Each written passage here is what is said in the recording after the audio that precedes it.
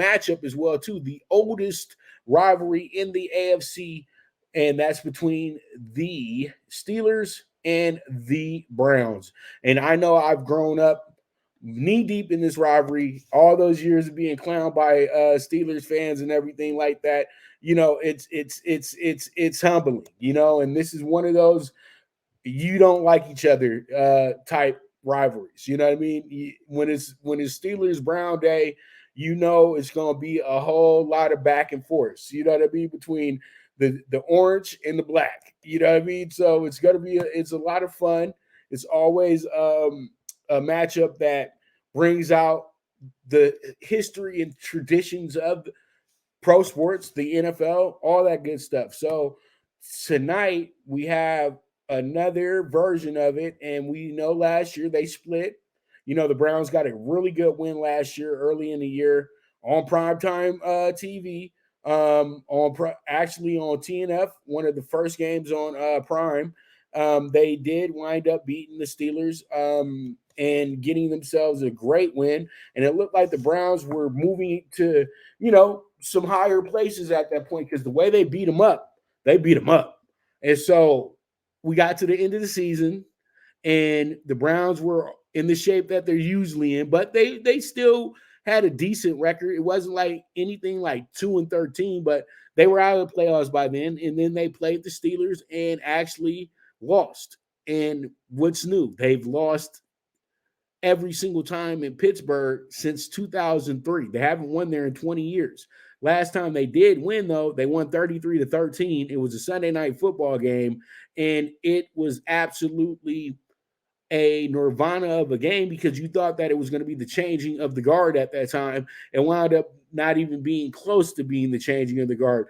I think the Steelers absolutely shredded the Browns for about a good 5-6 years after that, because you have to understand, this is when a guy by the name of Ben Roethlisberger arrived. So, that's where you pretty much have that hang up at as well too. So there's a lot of things that go into the history of the Browns and the Steelers, but we know that the Browns have a difficult time playing in Pittsburgh. They truly do. Like, they probably have won twice in Pittsburgh in the last 40 years. And I can name, well, that's regular season. They've won 3 times in Pittsburgh in the last 40 years, okay? And then they've won once in the playoff game. So it's been tough to beat Pittsburgh in Pittsburgh. It's just been an uphill battle. It's just something that is just a formality, it seems like, for the Steelers, that beating the Browns in Pittsburgh, that's going to happen. And the Browns have to figure out how to break this little streak right here. This is a significant streak, because everybody has mentioned it, because it gives everybody the idea that tonight the Steelers are a live dog, which they truly are. And we know, if you know sports betting, there's no possible way the Steelers should be the dog at home against the Browns. They've beaten them 20 times in a row.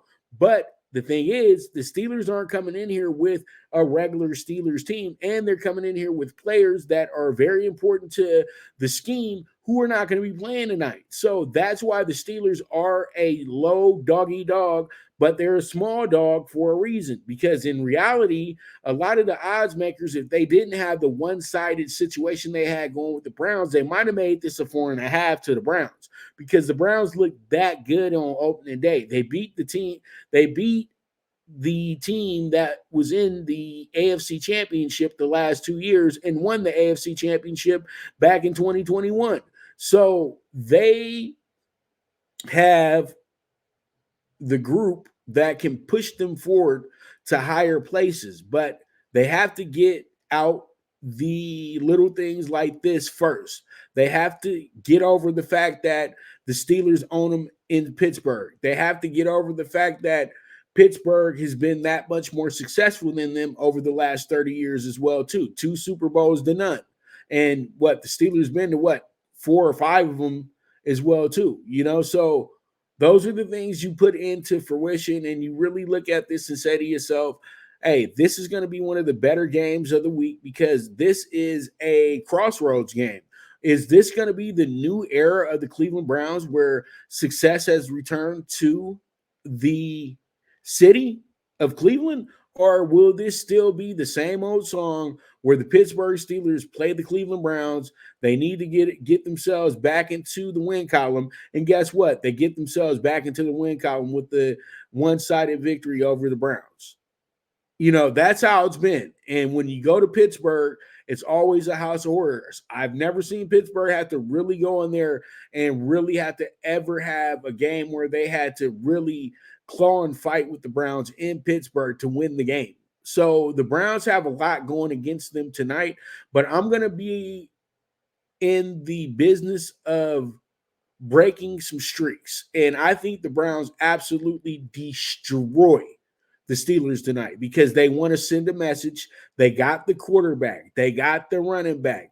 Amari Cooper's probably going to be a scratch tonight, but they got some wide receivers over there as well too. And they have one of the best offensive lines in the NFL. But the thing that makes the Browns really look good and really look great, the defense, and not just the defense, the secondary, something that's always the Browns' absolute worst unit every year, period.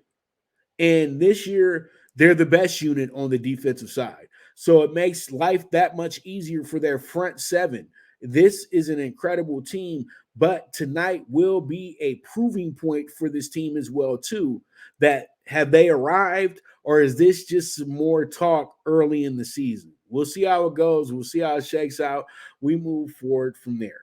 Let's go ahead and talk about the college football top 25 right now. In college football top 25, we have ourselves some pretty good we got a pretty good top team in Georgia because they're two-time defending national champions, but